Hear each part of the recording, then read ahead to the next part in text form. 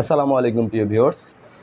আজকে আমরা আলোচনা করব যে একটা দেশে যখন অন্য দেশের অথরিটি বন্দর বা ইন্টারন্যাশনাল কোনো পোর্ট অপারেট করতে আসে তাহলে কি কি সুবিধা হয়।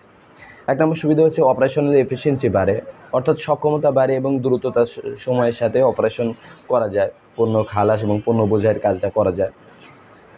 ইন্টারন্যাশনাল অ্যাডভান্স টেকনোলজি অটোমেশন আসে, সেই কাজের মধ্যে অ্যাডভান্স টেকনোলজি এবং অ্যাডভান্স হয় এবং অটোমেশন আসে, অর্থাৎ অ্যাডভান্স টেকনোলজির পাশাপাশি যে কাজটা ম্যানুয়ালি করা হতো সেই কাজটা অটোমেটিক করার জন্য যে ধরনের টেকনোলজি দরকার সেটা আসে।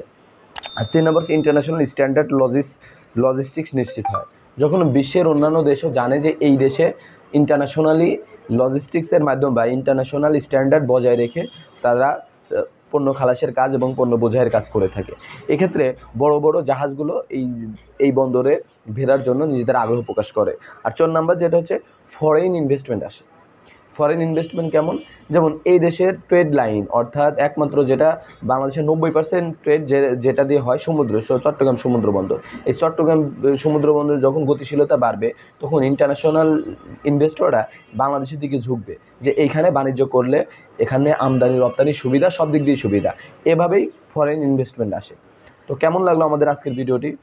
ভালো লাগলে চ্যানেলটি অবশ্যই সাবস্ক্রাইব করবেন এবং পাশে থাকা বেল বাটন ক্লিক করে দেবেন। ধন্যবাদ সবাইকে। আসসালামু আলাইকুম।